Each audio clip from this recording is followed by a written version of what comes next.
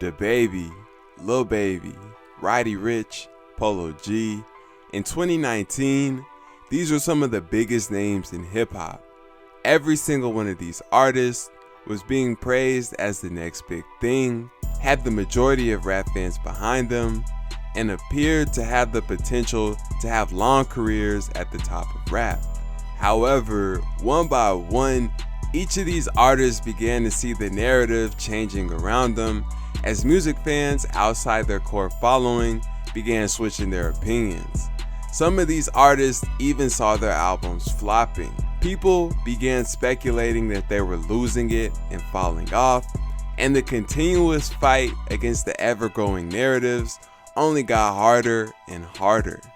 Gunna came up on the same wave during the same time period as all of these rappers and started with the same amount of hype, but somehow he escaped this fate. So how did he do it? Did he avoid their mistakes? Did he get lucky? Was his music just better? In order to answer these questions, we have to go all the way back to the beginning and examine all the events that occurred for these rappers' careers to play out the way they did.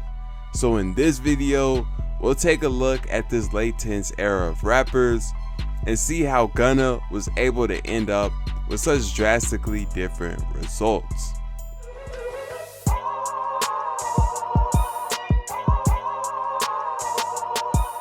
In 2018, hip-hop was in a major transition.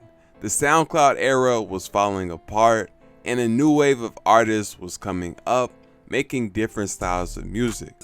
Melodic music ranging from laid-back guitar beats to soulful piano instrumentals were all extremely popular, and as a result, artists like Polo G, Lil TJ, YNW Melly, Roddy Ricch, Gunna, and Lil Baby were all seeing huge success, emerging as stars on the scene. In 2019, gangster rap had a surge in popularity, and artists like Dababy, NLE Choppa, King Von, and Pop Smoke took off. During this 2018 to 2019 period, these artists were on fire and dropped many of the biggest songs of their careers, as well as classic albums. For the previous class of rappers who came up in 2015 through 2017, rap fans were very polarized, leading to people like Yachty and Uzi receiving a lot of love, but also a lot of hate. However, for this 2018-2019 class, there was mostly a positive reception from everybody, and the majority of these rappers were praised as the future. In 2019, Melly was the first in his new wave to go down after he was accused of offing two of his best friends and charged with a double homie. Melly's career was halted, but everyone else continued to go up, making huge records, reaching new levels of popularity.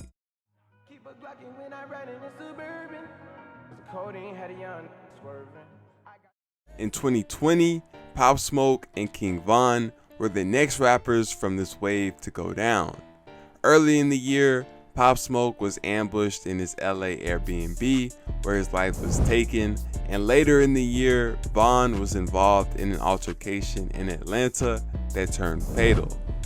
The rest of the wave continued rising, and artists like Lil Baby and Roddy Ricch hit peak popularity. The success of Please Excuse Me for Being Antisocial and The Box took Roddy Ricch to another level, and in 2020, he was part of another huge hit, being featured on the song Rockstar. Lil Baby's album My Turn, singles We Paid and The Bigger Picture, and all the big features he was doing had his name everywhere as a prime candidate for the MVP of rap that year. Dababy dropped Blame It On Baby, which contained the mega hit Rockstar, keeping his name extremely hot as well. Gunna dropped Wanna, an album that did well but not amazing. Polo G dropped The GOAT, a project that wasn't bad but underwhelmed a lot of fans. Lil TJ didn't drop an album, but he did release his State of Emergency EP, a project where he dished his 2018 sound to rap on drill beats. The project wasn't bad, but it wasn't really what people were looking for. Out of everyone in this new wave, NLE Choppa went down the most interesting path this year. He began the year with Top Shotta, a successful project with the hit single Walk 'Em Down, the biggest hit of his career, taking him to peak success. However, midway through the year, he had a spiritual transformation and began promoting herbs, meditation, and sobriety.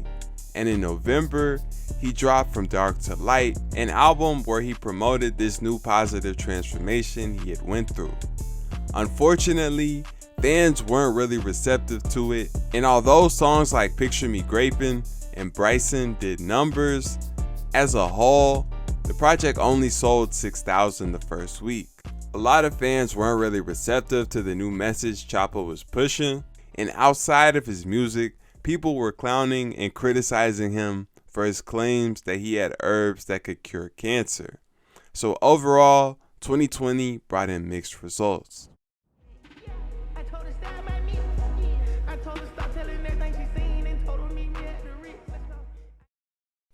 2021 was when things really began to go left for a lot of artists from this 2018 and 2019 class.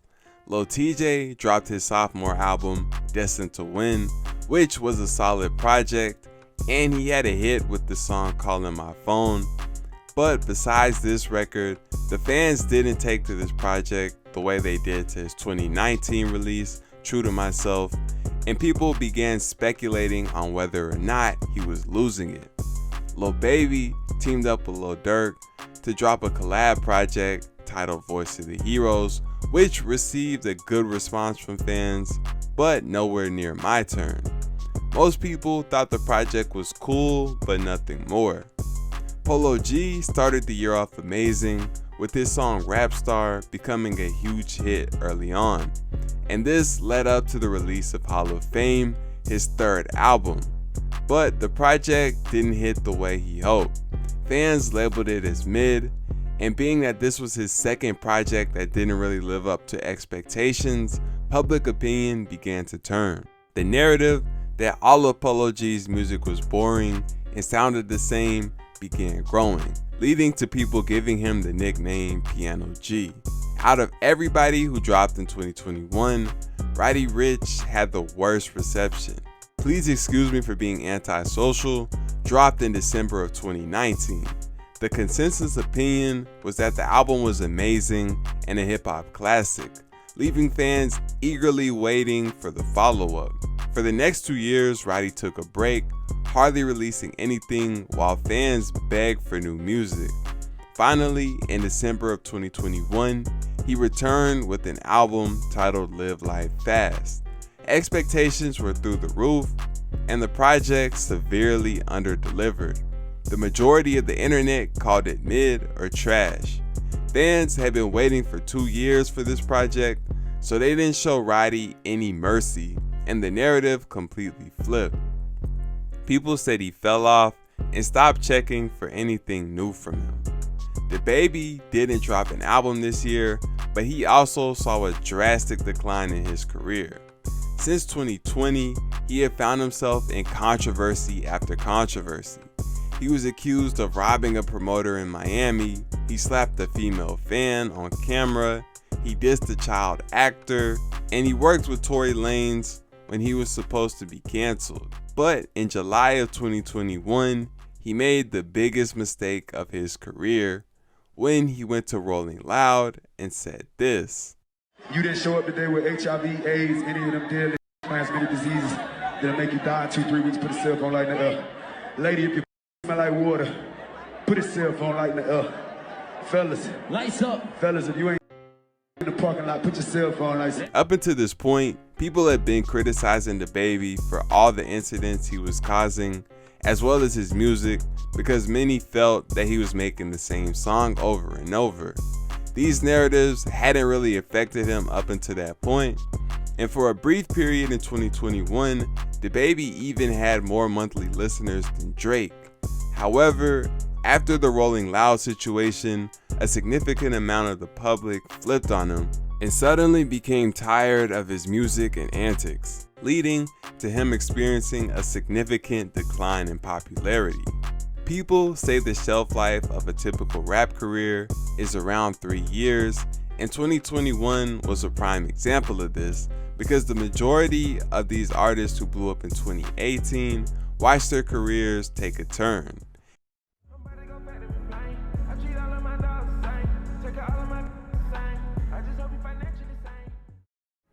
Gunna didn't drop any projects in 2021, but in January of 2022, he returned with Drip Season Forever.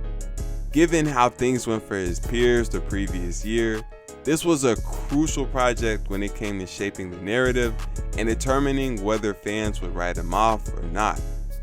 Gunna did not disappoint, dropping a strong project with the viral hit Pushin' P, a song that had everybody on the internet spamming P emojis for the next month. He also had the song P Power with Drake, another huge record. Gunna passed the test at a critical point in his career, and as a result, he was able to keep the excitement around his name alive and dodge the internet narratives. However, in May, he ran into a different type of trouble when he was arrested on RICO charges along with the rest of YSL. Meanwhile, Choppa dropped Me vs. Me, his first album since From Dark to Light.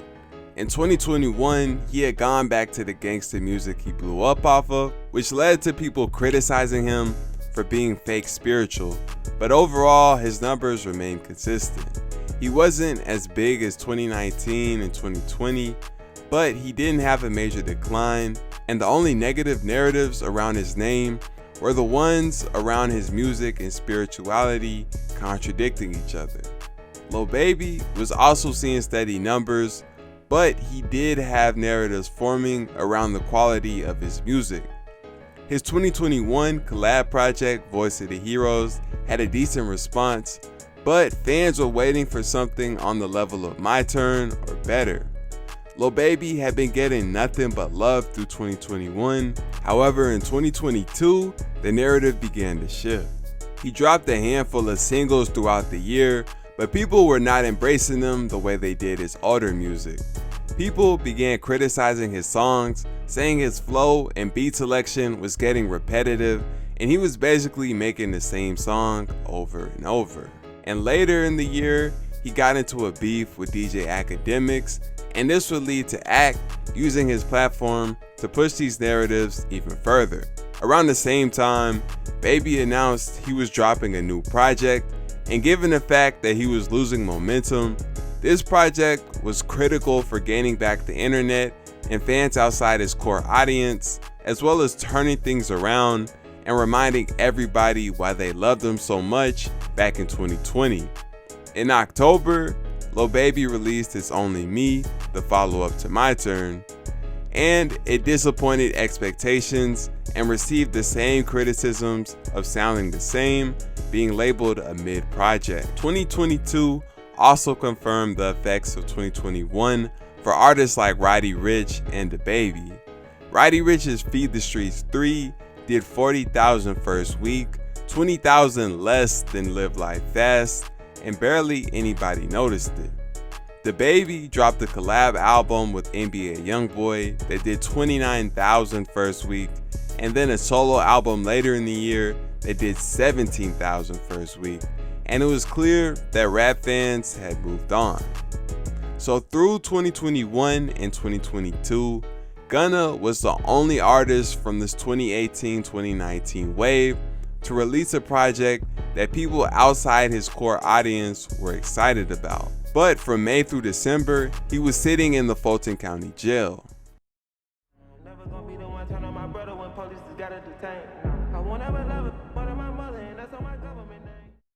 At the very end of the year, he took a plea deal to get out, where he gave up information on YSL in order to be released. And this triggered an interesting situation. The rap world turned their back on him. Lil Baby, Meek Mill, Lil Durk, and several other rappers unfollowed him, but the internet rallied around him. As previously mentioned, Gunna was the only rapper from his class to completely avoid internet narratives. Given this new situation where people like Lil Baby, who internet communities were already turned on Gunna, this caused these internet communities to embrace Gunna even harder and attack Lil Baby even more. Through early 2023, while all of this was happening, Gunna was silent and laying low, but eventually he decided to re-emerge. His first single back was Bread and Butter, where he dissed Baby, Dirk, and everybody else who had turned on him. He followed this up with his album A Gift and a Curse, and once again, he was in a position where a bad project could have flipped the narrative against him. But once again, he delivered and released a solid project that got nothing but positivity from the public. He even had another big hit with the song Fuck You Mean. Following this project, people really began championing Gunna, and he was even seen as sort of an underdog because all his peers had turned their back on him. Gunna was one of the few mainstream artists with forward progress, and definitely the only one out of all of his peers. In 2023, Lil Baby, Roddy Ricch, and Polo G didn't even drop music. Lil TJ had the attention of the entire internet in 2022 when he survived 7 shots and made a full recovery, but even this crazy situation didn't help him out because a year later, when he dropped his 222 album, the project did 22K the first week and people didn't really talk about it. The same year, NLE Choppa dropped Cottonwood 2 and this did 23K, but throughout the year, he also had several songs that performed well on YouTube. As of 2024, these artists from this 2018-2019 class still have millions of monthly listeners and the support of their core fan bases. But when it comes to public opinion and internet narratives, Gunna is the only one who has remained untouched in this 6-year period since he blew up in 2018. Part of this can be attributed to him continuing to drop consistent quality projects like Wanna, Diaz Forever, and A Gift and a Curse, as well as hits like Pushin' P and Fuck You Mean. But part of it also comes from the fact that he never got too high. All of these projects were good, but none of them had the success of albums like Please Excuse Me for Being Antisocial or My Turn. This meant Gunna never had the crazy pressure of living up to projects like these, but it also meant he never got too big to the point where people started looking for a reason to hate. A major reason for narratives changing around rappers is the fact that people only like supporting artists, celebrities, or anyone who gets famous up to a certain point. People like an underdog, but after a certain threshold of success, when it seems like the whole world is praising these figures, people start to get more satisfaction out of hating on them. You can say what you want about their music quality over the years, but Roddy Ricch and Lil Baby definitely got to this point after the crazy success they saw in 2020, while Gunna was slightly more under the radar. The snitching situation also ended up playing out in Gunna's favor because people looked at him like an underdog again and were drawn to support. So to answer the question of how Gunna dodged the fate of many of his peers, both skill and luck played a role. Most importantly, he stayed alive and dodged major jail time. He also produced when he needed to produce, but didn't overshine the support of the public. He ran into some bad luck with the YSL case, but it allowed him to become an underdog. Now, 6 years after his initial rise to fame, with a solid discography, platinum hits, and the fickle community of hip-hop fans on the internet still behind him, Gunna has definitely beat the odds.